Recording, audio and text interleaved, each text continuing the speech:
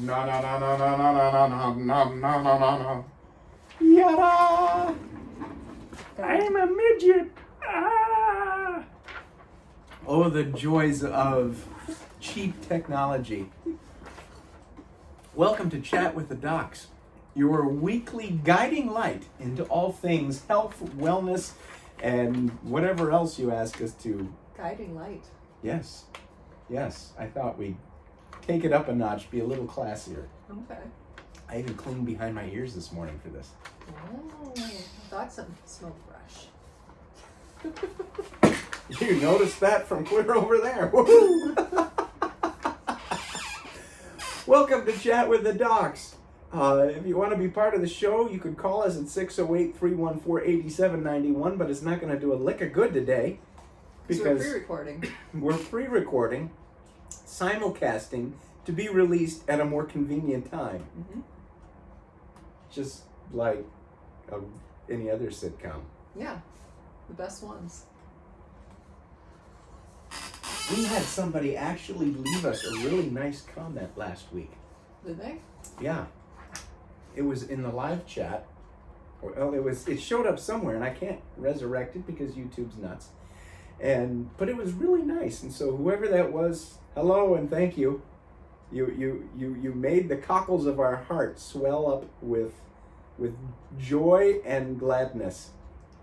I like it when they reach out at random times and you're like, oh, you talked about, pretty much me. Yeah, that's fun.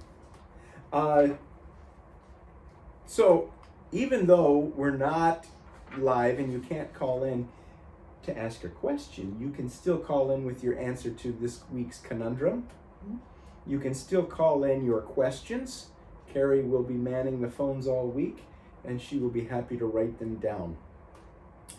And get your questions answered free of charge of two live on the ropes healthcare practitioners.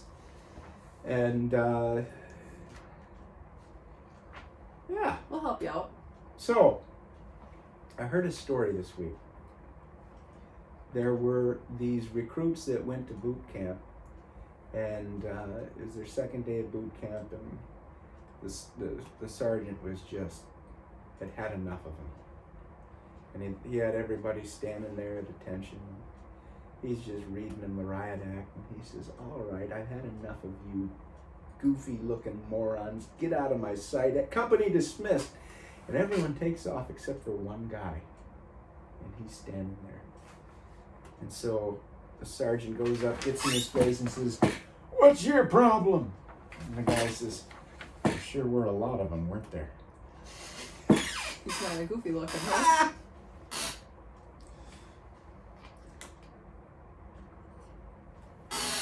He's the only good one left. No, that's left. He's the only non-idiot, non-goofy looking guy left. Yeah. Well, and that's, very subjective. But He was a probably better the one question that was would the have problem. been, Sergeant, what are you still doing here?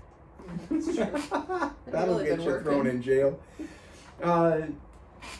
So, do you have a success story you'd like to share with us? I do. Success story of the week. Yeah.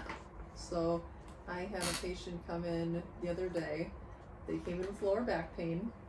They're like, they do construction, hadn't been to a chiropractor in years, but they had in the past. And said, I just can't shake this lower back pain like I normally do. I usually carry like 2x4s on the same side as it. So worked on it. Lower back's feeling better because the body diagram, that you probably have on your intake too. They just had one little X over that lower back hip area. SI area. Yep. So I worked on that, and I was just like, still worked on everything. Got it by the neck. I was just like, so is your neck good? He's like, well, not really. Can't really turn very well when I'm backing out of the driveway or anything like that. I have to turn my whole body. I was like, well, do you want me to work on it? And I was like, yeah, might as well. So I did, and you're like, wow, I got like 20 extra degrees of motion that I didn't have before. I'm like, this is awesome. That's cool. Mm-hmm. That's just fun. It is when they don't even come in with that. When they leave and they're more ecstatic about that than they are about what they came in with. They said that feels good too. Yeah. But Well, the problem is most people don't realize the extent of what you can treat. mm-hmm. I get people that'll come in to me, they'll come in for a knee pain or something, and they'll say, are you doing something about my sleep? Why am I sleeping more? Why am I sleeping better? Isn't that a good thing? Right. Well, yeah, it's just, I want to know, are you doing it? Yep. Yeah, we're Treating addressing everything. because you have to treat everything. If you only pick and choose which aspects to treat, you know, then you're an allopathic radiologist taking an MRI. No, we can't do a whole MRI of your back. We can only do this much. Yeah. Ticks me off. But that's another story. And she can get the MRI approved for that one section. That's a whole other thing. Yeah. So, we had a success story. I want to hear it. We had a young kid coming in with abdominal migraines. Yeah. Very sharp, stabbing, miserable gut pain. Right along underneath the hypochondrium of the ribs there. Worse with stress. Yep. Came in, his face was just gray, a little green around the mouth. Everything else was gray. Severe pain. Really nice person though. Sweet Despite kid. despite all that pain and just Sweet kid. 100%. And you know, you take the pulse and you can feel the pulse. You can feel the blood stagnation in the pulse, the liver blood stagnation, the Yang Ming stagnation, and you say, aha! Put the needles in, and within a couple of moments, the 3 minutes that it takes to get all the needles installed, the kid's got no pain. Mm-hmm. And it was bad pain. That was like blackout, like Yeah. bad, like go to the ER Yeah. issues. In the past, he would have gone to the ER, Yeah. and they would have said, "Mm-hmm." But when you can have a kid in that much pain, bring them in, slap some needles in them, and now they're without pain. Mm-hmm. And you know it was painful because the kid was so tired, he just kind of went, well, passed Find right anything on. with the vagus nerve. Yeah, Because that's where I was leading down that trail with it. From yeah. how they There's some presented. vagus nerve interaction. The sympathetic Mhm. autonomic function is not right. See, that's the beauty of having two practitioners that will talk. Mhm. You go across the river there, you go across that river over there, you put your water wings on and go flopping out there across the ice. Your doctors are not going to be communicating. And that's not just there. That's normal. That's normal. You know what's bad? Like, one of my other patients said that they went in and they were having a pregnancy checkup and somebody was filling in for their normal doctor because their doctor's off on maternity leave. And they're like, there's no way that this other doctor even looked at my chart because they didn't even know how far along it was. They were saying that at whatever amount of weeks you should be coming in 2 times a week, but you can come in like a week or 2 weeks or something. They're like, you just said that I should be coming 2 times a week. Like, you don't even know how. The average, do you know how much time an allopathic practitioner, an MD, will take on average to make their diagnosis between entering the room and writing out the script? 2.5 minutes. 18 seconds. 18 seconds. Wow. Number one, they're overworked. They're not allowed to spend time with a patient. Number two, they're not reading the chart before they go in. They're going in and saying, what's wrong with you? Okay, this is what it probably is. That's the average. Now, there are some really good doctors. I'm not going to say her name. I don't want to get her in trouble. She's really good. She's here in town. She's literate. She's phenomenal. She's my children's doctor. We see her once every couple of years for Yoki. Kids went 8 years without seeing her.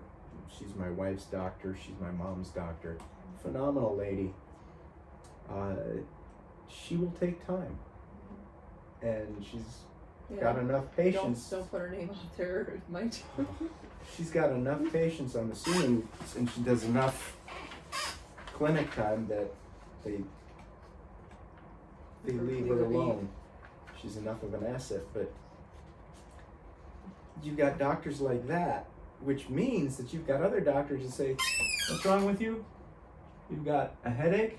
Well, here, let me write you a prescription for Imitrex. It's a migraine." I just had a patient last night who was complaining of migraine headaches, that they take their Imitrex and it doesn't work. It's not a migraine. I said, it's not a migraine. Where's your pain? Well, the pain's more right here. That's not a migraine.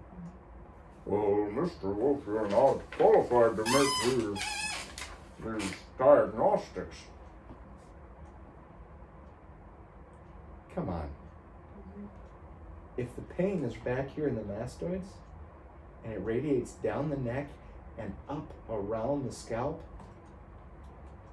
it's muscular. It's not a migraine. I see cluster headaches. I see frontal headaches. What's a frontal headache from? Sinuses.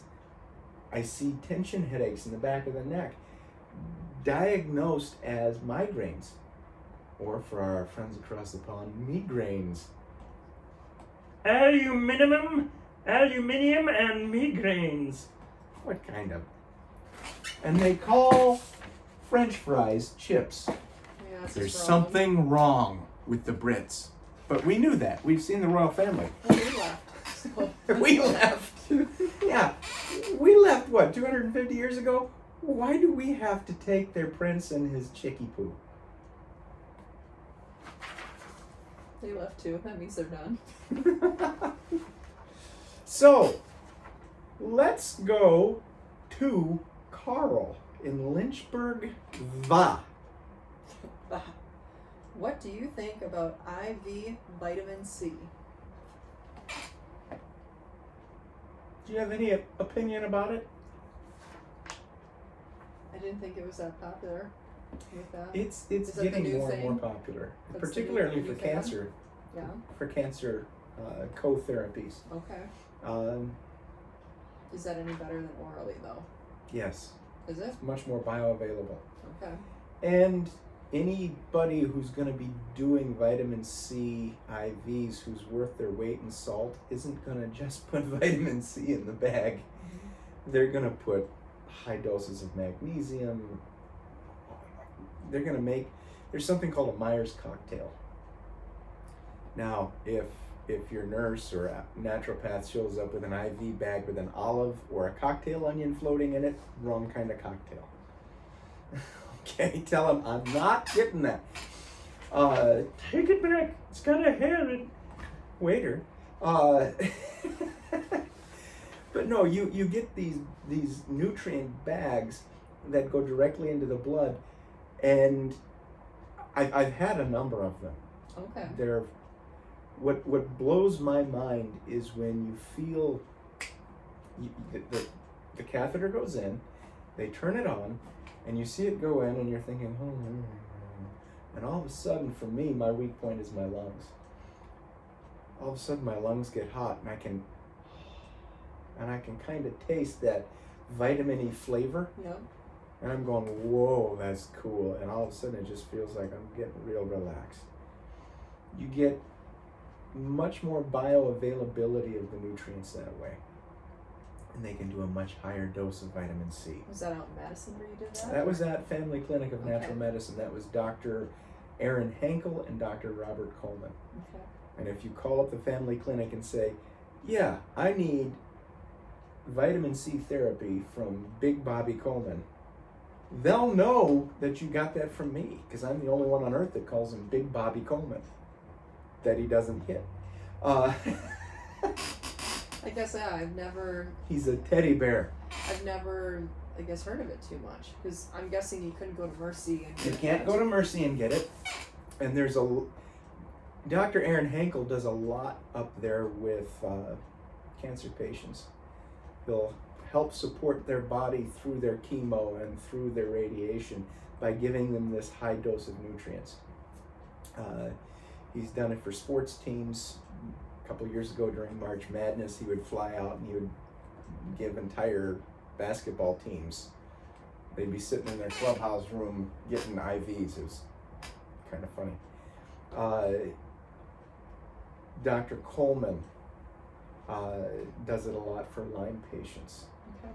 Back when I was working with him at the clinic, I would go in and Dr. Coleman would give me something for liver function, and he would have a high dose of L-arginine and some other things to help liver function.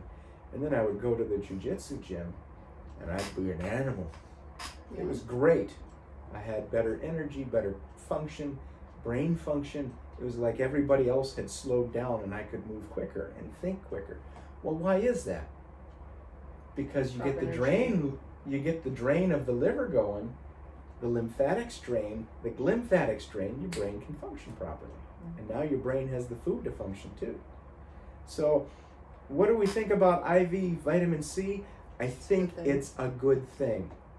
Get it from a qualified, good practitioner. You don't want it to replace certain therapies, because let's face it, when you have a fast-moving cancer, you've got to be aggressive.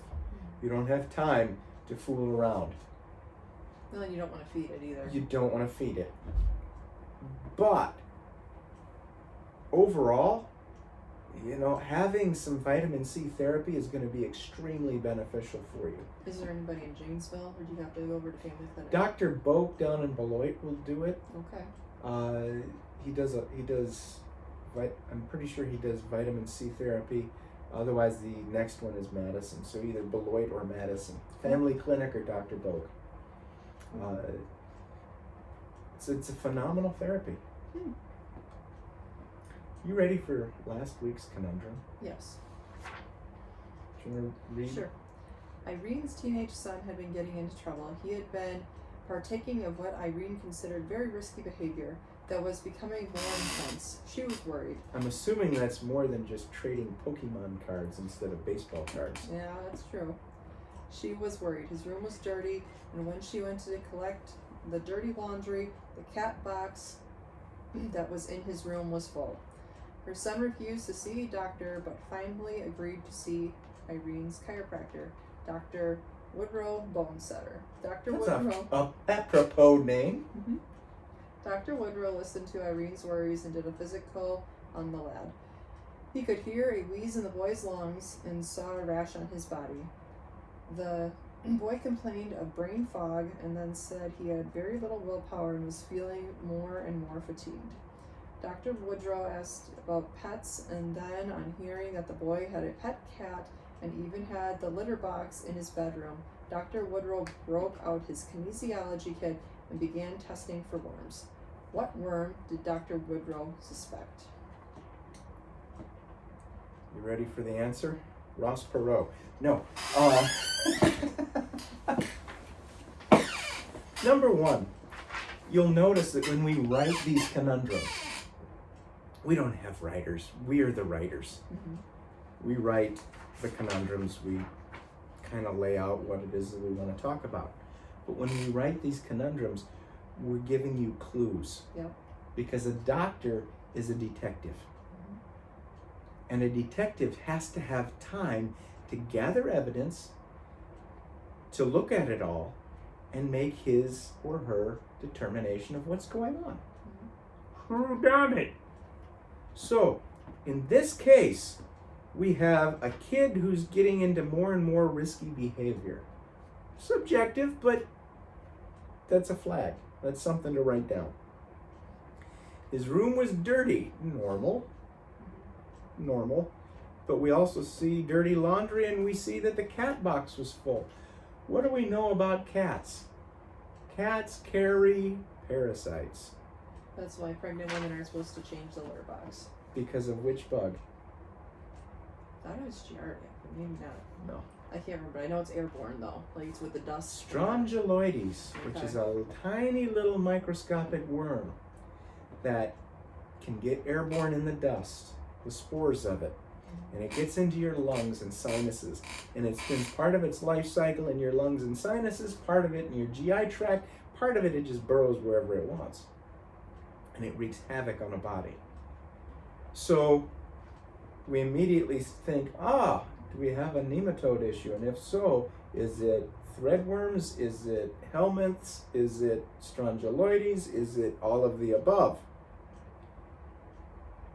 So then we're seeing he's got a wheeze. You say, how long has that been going on? I don't know. Oh, he's had it for a while, doctor. How long have you had this rash? I don't know. He's had that for a while too, doctor. Dermatologist said that he's allergic to milk and he's always eating pizza. It's probably more than that. The boy's got brain fog. What do we know about brain fog? It means his lymphatic isn't draining. It means he's got a lot of sludge in the blood feeding his brain supply. His brain's not functioning right. He's being poisoned. He's getting more and more fatigued. We've got a willpower issue. Neurotransmitters are getting blocked. Production of those neurotransmitters. Maybe the glands that produce the neurotransmitters have a mitochondrial dysfunction. So he goes to his kinesiology kit. Why kinesiology kit? Because you're not necessarily going to find this stuff in blood work or stools. You're just not. So he goes to his kinesiology kit and he looks for strongyloides. Strongyloides. And you know what? I see this so often in people who have very impulsive behavior. Someone that can't keep their mouth shut. They're always offending people. Don't look at me that way.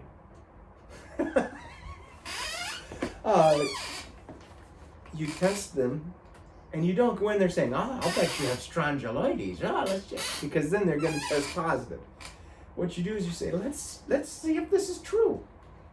This is cool. Let's play around and see what you got. Most of the time it will come back that strongyloides is an issue. Strongyloides is a very difficult critter to treat. And it's never by itself. It's always got other things with it. Well, it makes sense. You don't just have one bacteria in when you're dealing with that stuff. Yeah. Stool. Yeah. So, that was last week's conundrum. Do you ever see that come around besides litter boxes? Like, will anything else trigger that? Oh yeah, infection? you can walk around barefoot and get it. Farm kids that have never had a cat in a house, they're all barn cats. But the farm kids go out and they're dealing with the animals all day long. Mm-hmm. They'll be loaded. Had a patient last night, livestock kid, 13-year-old kid I think, had strongyloides. Very, very, very intense infection. Was it because of the litter box? No, it was because the kids day in and day out with the animals. Milking the animals, caring for them, shoveling out the stalls. You're going to be exposed. If you're on a farm, you're going to be exposed. If you're out walking barefoot through the grass, tiptoe through the woods. You would bring up Tiny Tim. What about working in the garden with flip-flops on? If there's Because you know that's going to be happening soon. if there's excrement of any kind in the garden, yeah, you're going to be at risk. Probably manure, compost. Yeah, it's going to be Is a compost possibility. safe, or should you always be gloving up when you're working with compost? There's two different schools of thought on that. There's the realist school of thought. Well, there's three different schools of thought. There's the realist school of thought. There's the pessimist rule of thought, which says wear a hazmat suit. And there's the hippie school of thought, which is, wow, man, I got tie-dye. I'm going to go out and roll in this stuff. In theory, to make compost, the temperature has to come up enough that bacteria dies off. Okay. There's still bacteria present. There's still sludge in that compost. There's still fungus in that compost. It's not compost unless there's bacteria and fungus in there. Because the bacteria eats it down. Bacteria and fungus break it down. You're not going to have pill bugs in there breaking it down. You're not going to have earthworms breaking it down. You've got to have the bacteria and the fungus. So, you're exposing yourself to this stuff. Years ago, back in the 50s and 60s, they were taking manure from the wastewater treatment plants, composting it and selling it as compost for your garden. And there was a link established between that and ALS. Well, we still have ALS. We have higher rates of it now. Why? Because we're in a very filthy environment. Runoff, you've got environmental toxins, you've got environmental critters invading your body. It all works together. Yeah, I bring it up because we got this last, hopefully one of the last snows for the year. So if you're Season. working in the garden, Because it's gonna come up pretty soon, and people do add manure and different composts to get their garden, the pH right. And if you're working in your garden, you'd be wise to wear some gloves. You'd be wise to wear some shoes. Wash frequently. It's not something where, I just love packing the dirt behind my ears. No, you don't want to do that. well, since if you go out there in flip flops, you end up going through the mud, and you got the sprinkler on Yeah. or something like that, or the yards are going to be muddy right now. And you Can't absorb keep a up. ton of stuff through your skin, particularly in the feet. So that said, if you have a fungal problem in your feet, it's systemic throughout the body. If it's in the feet, it's everywhere else. So if you have a fungal problem in your feet, you need to come see us. But you're also going to absorb a lot of stuff through that skin in the feet. So if there's bacteria and little microscopic worms in the soil, and there are hookworms, threadworms, strongyloides, all kinds of stuff, they're going to get into your skin, they're going to burrow in, and they're going to get into your body if they haven't already. If you would go out in the garden, would you be able to wash your feet with hot water in a certain amount of time to help avoid that, or does it not matter? If once they're hooked, they're so small Once that they're done? there. You're not necessarily going to be able to get them off, that they won't burrow far enough or something like that. Yeah, and who's going to be washing their feet every 10 minutes? You get the job done, and then you go and you clean up before your wife will let you in the house, because otherwise you track dirt through the house. Mercy, I'll be coming straight home after that. Cindy in Dearborn, Meh.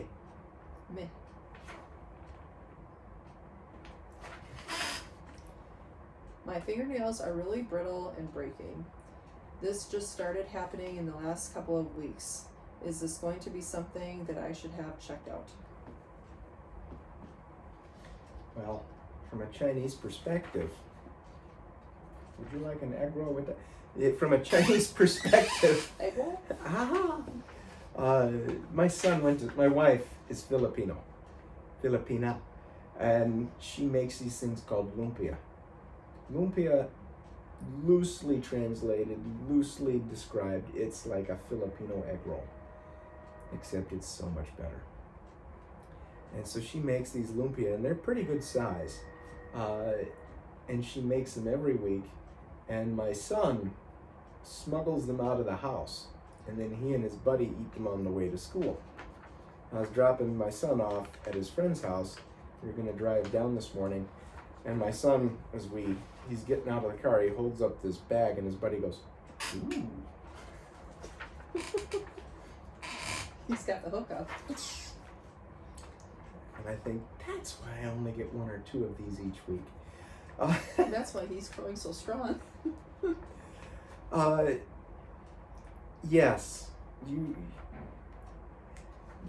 number one, fingernails that are brittle and breaking signify in Chinese medicine a blood deficiency. Check digestive function, spleen function, check liver function. You're going to want to get that checked.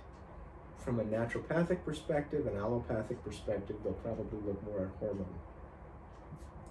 And they'll look at thyroid. Well, most places they'll just look at TSH, and it's springtime. Springtime. When it's springtime in the Rockies, I'll be coming home to you. Okay, and don't judge me. No, I don't do that.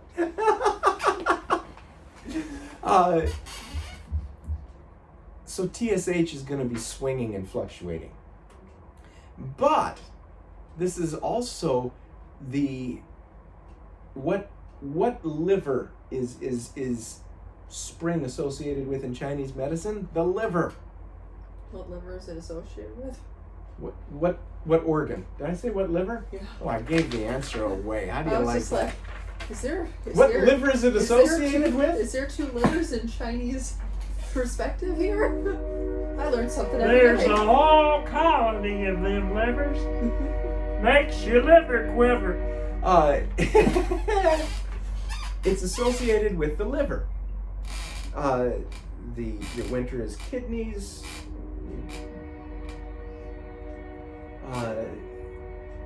The spring is liver. The color for springtime in Chinese culture is green. Green is liver.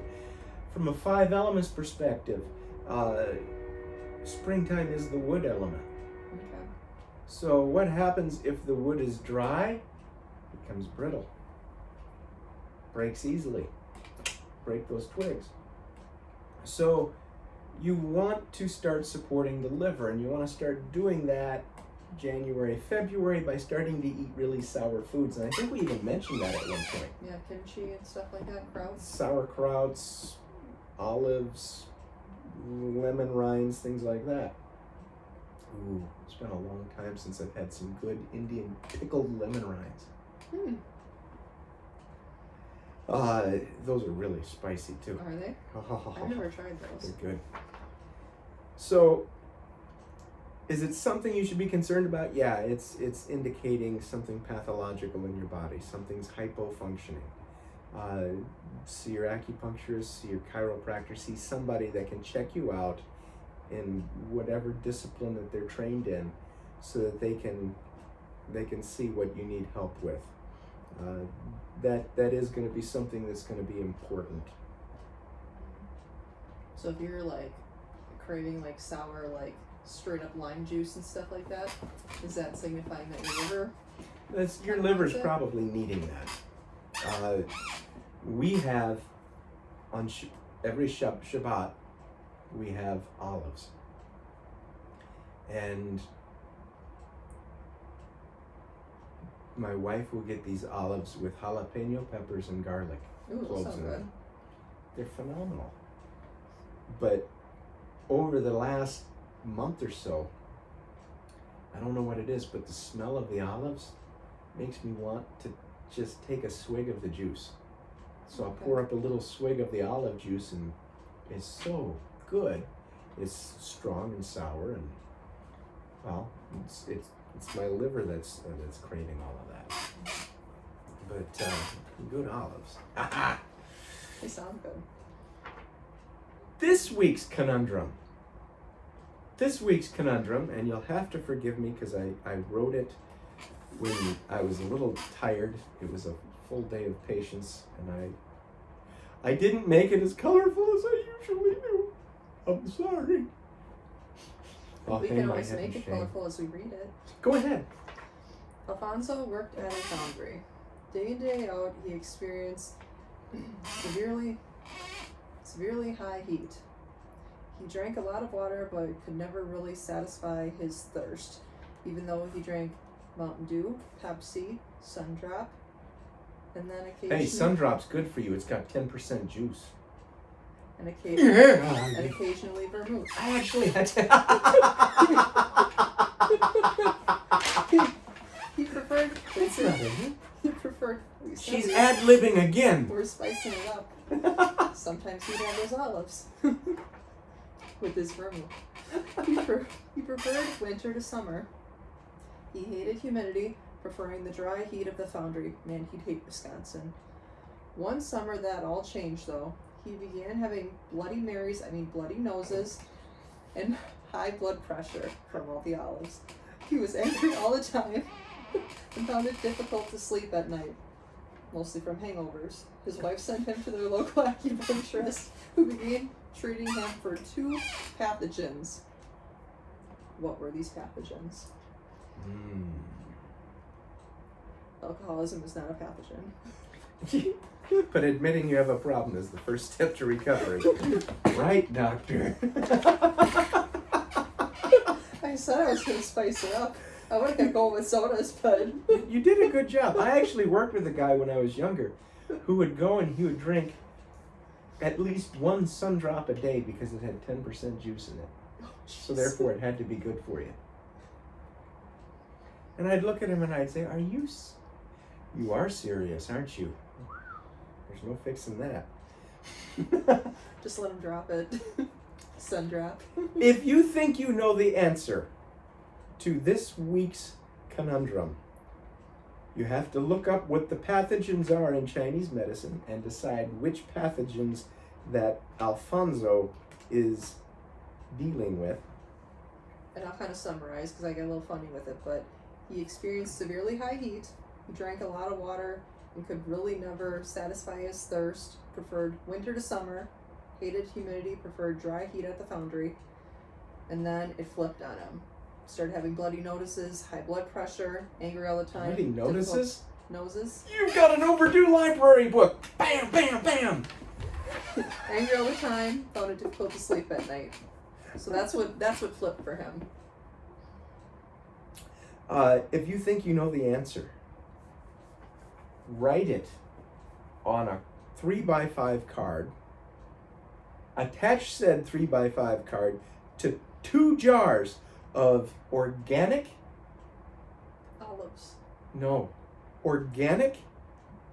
Indian pickled lemon peel. Might as well shoot for the moon. Oh yeah. And send it to Conundrum, care of the Siloam Center, 839 Harding Street. Janesville, Wisconsin. Ah. 53545. Yes. And if we choose your answer and read it on the air, you'll win something. From the apothecary. From the apothecary of many things. Many things or many things? Many, as in M-A-N-Y. Many things. Many things though? There are some many things. There are many things. Like lip balm? And I suppose if you take the capsules, the vitamin capsules and herbs out of their bottles, there'll be really many things. Many things. Oh my, we're on a roll! Talking about many things and pickling, I made some pickled quail eggs. Ooh, and you didn't bring any in? I can. I still got them Please. in the fridge. Please, that would be interesting. Do you like beets? Because I put some beets in with them too. Or is that over then? I have a confession to make. You don't like beets, do you? I like beets. It's just, I can never do an honest Ethel Merman impersonation because I have no rhythm. I can't keep a beat. I've got rhythm. I can't do it. But yes, I like beets. I'll bring some in. Where do you get quail eggs? My friend Nikki. She raises quail, and she brought some. Oh. And I didn't know. Well, I could have cracked little eggs and had them. You know, They're adorable they eggs. are. They're really neat. So I hard boiled them all, and I was like, I'm gonna try to pickle them. And they turned out okay. That was my first go round. They're really good in soup. I was reading When you different make recipes soup, that you can do that. And you put the quail eggs in there. The next go round, the quails are so cute. They do a good job of raising them. I like quails. Her husband made a really nice setup for them. Do they have any quails named Dan? Dan Quayle. He was a neat guy. Very underappreciated. Good sport though. I know they eat their quails occasionally, so I don't know if they name any of them, but Stew. it's the circle of life. Name the quail stew. We had ducks. And a fox came in and killed some of our ducks. And we were left with one very nervous male duck who, when we found him the day after the attack, he was in the back of the chicken coop nervously smoking cigarettes and would not come out of the corner. Over time, we were able to coax him out, and he became part of the flock of chickens. And now he's their spokesman. And so, on nice days, the chickens will be all standing out there going, "You gonna come out?" And the duck will walk up to the window, "Hey, hey! And you'll come to the door and they'll all come up to you and they'll want some attention. So my wife says, we got to do something about this duck. He's not contributing to the bottom line of the property. Well, what are you going to do with a male duck? Nobody wanted him. And Passover dinner. well, you could have him for Shabbos, I suppose, but my wife and my daughter have named him and they don't want to eat him.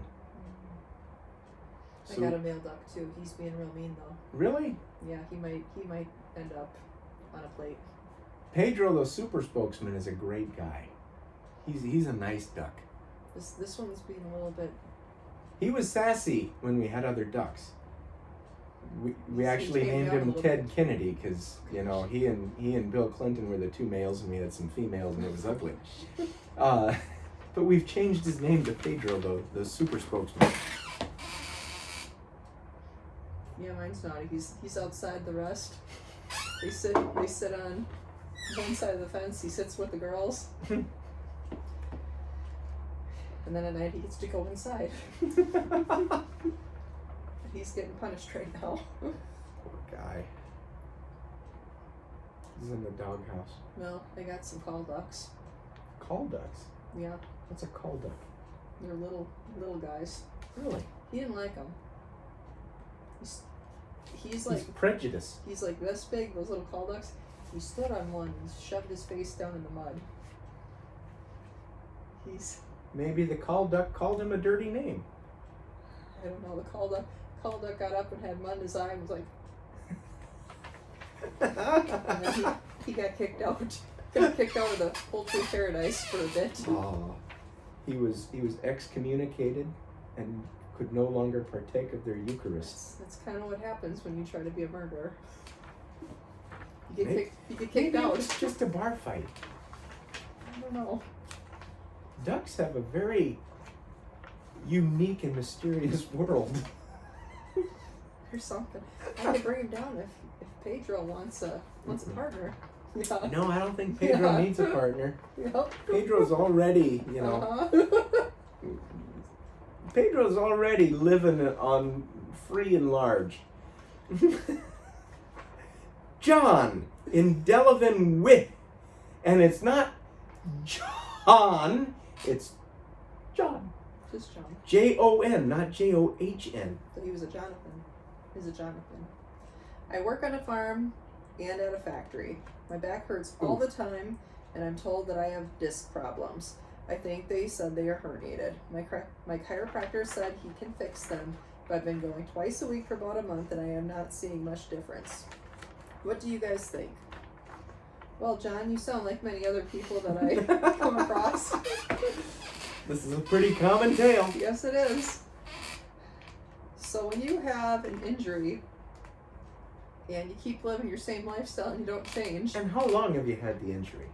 it's probably been years. This was probably the straw that broke the camel's back, and then everything really fired up on you.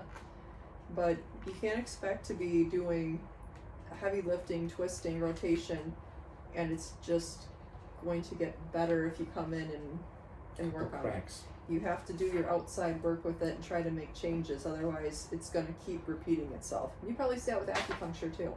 If they don't follow the recommendations for after they leave, they can't expect that the treatment's going to hold until the next time if they go back to doing the same thing that brought them here in the first place. No alligator wrestling when you leave the treatment. Because I've got one just this last week, hurt the shoulder, comes in kind of on their terms when they want to. I've seen them maybe 3 times in the past month. Feels better when they leave. Don't do stretches because they're a guy and they know better. You know, for most of them. You're pretty good. What did they say on the Red Green show? I'm a man. I can change if I have to, I guess. Yeah. It says it's kind of getting better, but it hurts and it still hurts. And I'm like, well, what are you doing? Well, I was putting a 90-pound log into my wood burner, and I would pick it up with one and I would swing it in with the arm, and when I get right about here I just had to let go, and then my other hand hit the wood burner because I let go with the other hand, and now my thumb hurts. And burned. Okay. You're absolutely right. It takes time, and If you're not making effort outside, because what I'm reading with John here, it takes time to fix some of these chronic issues. But if you are not giving that tissue the recovery time that it needs, you're not going to get anywhere. it's just going to keep re-aggravating it. And when you're doing physical work, I know people have to work, but you can't expect that it's going to get better right away if you're not letting it get better. You're And not working towards it. perhaps you need some soft tissue work done as well. Mm-hmm. Oftentimes, pairing it with acupuncture, pairing it with massage, pairing it with red light therapy. Yeah. And I know in the Delavan area there's somebody that does red light therapy there. There's more that do, or cold laser. That's Yeah. on the same lines. It's more Mhm. seen. If you are getting some of this work done for the soft tissue to help support what he's trying to do with the hard tissue, she, then you're going to heal faster. Especially if you're not going out there and wrestling the 90-pound logs. That's why God made teenagers. Kid, get out there. Yeah, that's what I said too. Don't you have kids?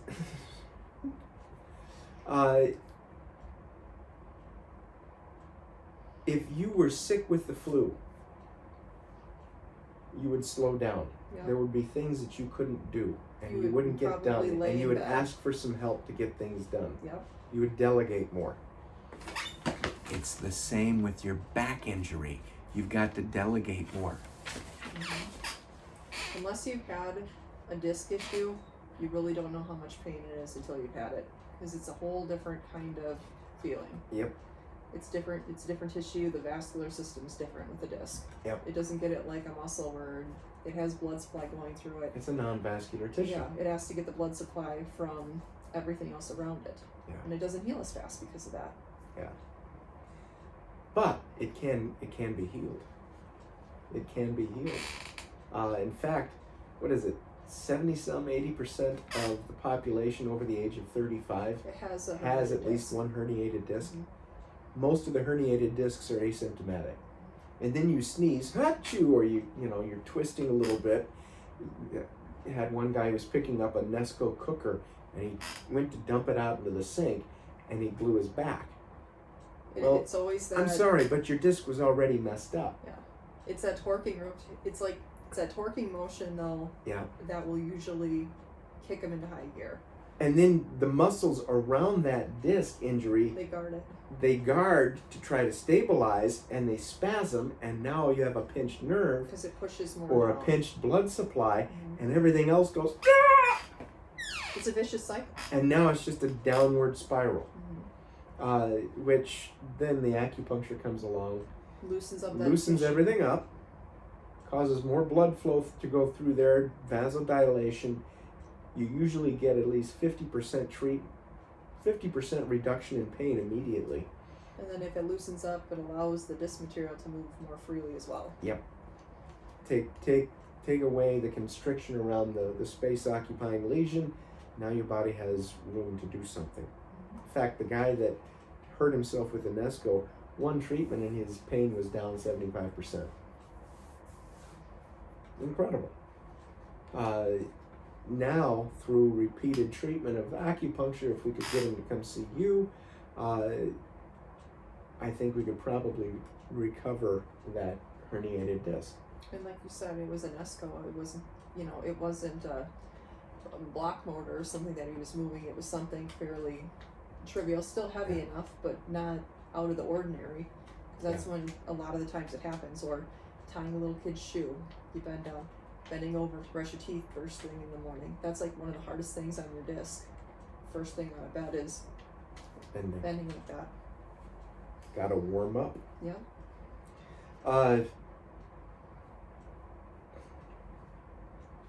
We've got time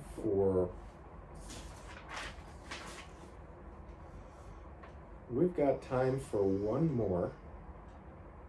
Then the other two we'll save for next week. Which one do you want to do? Let's do Abby. Abby in Stoughton Wit. Do you want me to read it? Go ahead. My husband is having a hard time falling asleep. He says his brain is racing at night and he just can't shut it off. So he lays there looking at his phone and playing games. He has a high stress job, but the sleep issue is recent this winter.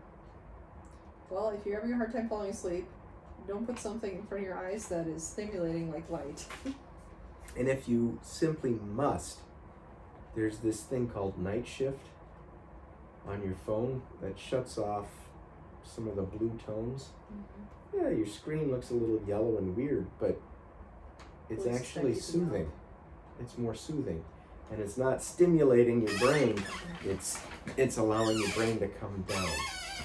Or even better, read a book. Read a book! Read a textbook. You'll be out in like 3 minutes. Yeah. Sleep is a funny thing. Because most of the time you can get somebody to start sleeping if you cause them to develop a habit. If we develop a habit before bed of, this is my ritual, I'm not going to look at my phone, wherever that, well, we're recording with it. We're not going to look at my phone after 6 p.m. I'm just not going to look at any screens. And then I'm going to go to bed at 10 o'clock every night. 4 hours without your phone? What are you going to do? You live just fine for the first half of your life. If it's an emergency, they'll call back. They'll get a hold of you.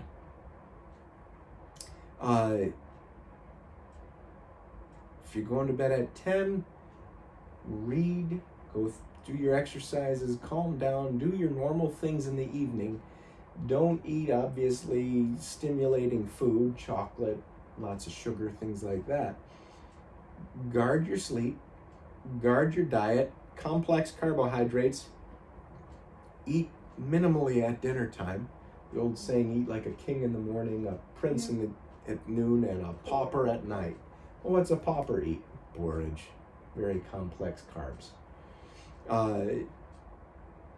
Then, about an hour before bed, go take a shower. Let that warm water soothe you to snooze land. Then, come to bed, read for a little while, journal. What are you doing? You're getting your brain to start focusing, and it's almost meditative. And then, block out all light. If you need to, get the cool little blinders that you see people on the airplanes using. Get one of those things and put it on and go to bed at the same time every night. Now, it's not going to work first night. No. It's probably not going to work for a good week and a half to 2 weeks, but you've got to train yourself. You've got to discipline yourself because you're rewiring your brain. You're causing your body to learn. At 10 o'clock, it's lights out. Some of these same people will find it very easy to wake up at the same time every day. Why? Because they've been doing it for years. And now you need to train your body to go to bed at the same time.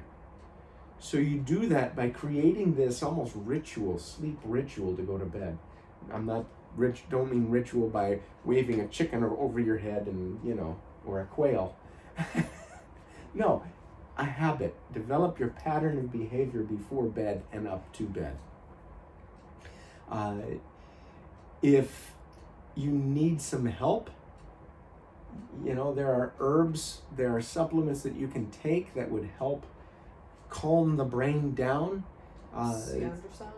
Shayao-san. Or I'm sorry, Shazandra Triple Z works pretty well. Yep. But in this case, it's probably not going to work that well until you clear some of the liver and heart heat out. So in that case, I would think he would do really well with Calm ES from Evergreen. And then once we get him started on Calm ES and his stress levels start coming down and he's managing it better, then give him some Shayao-san to increase that spleen function. But you want to do this as minimally invasive as possible. So you want to try to develop the pattern and habit on your own before you start throwing supplements at the situation. So, can we help? Yeah. Yeah. Acupuncture, chiropractic, supplements, it's all going to help. But you need to probably see if you can do it yourself first. And if you need help getting through that first 21 days, fine. Come see us. But yeah, bring down that screen time, or like you said, change up the lighting setting. Well, it's happened. You've wasted a perfectly good hour. Yes, you've wasted another perfectly good hour with us. What were you thinking? Well, we're thankful you did. Now, if you did make it through this entire broadcast, make it sound like John Chancellor in the NBC Nightly News. If you made it through this whole webcast, it sounds a little more realistic. If you made it through this whole webcast, if you put up with me repeating the same sentence 3 times there, it's not because I'm obsessive compulsive. It's because I got distracted. If you, okay. Like, share, spread it around. It's kind of like compost or fertilizer. You got to know how to spread it around. Otherwise, it just sits there and burns out. Share this show as much as you can. Spread it around. What's that say about us and our content?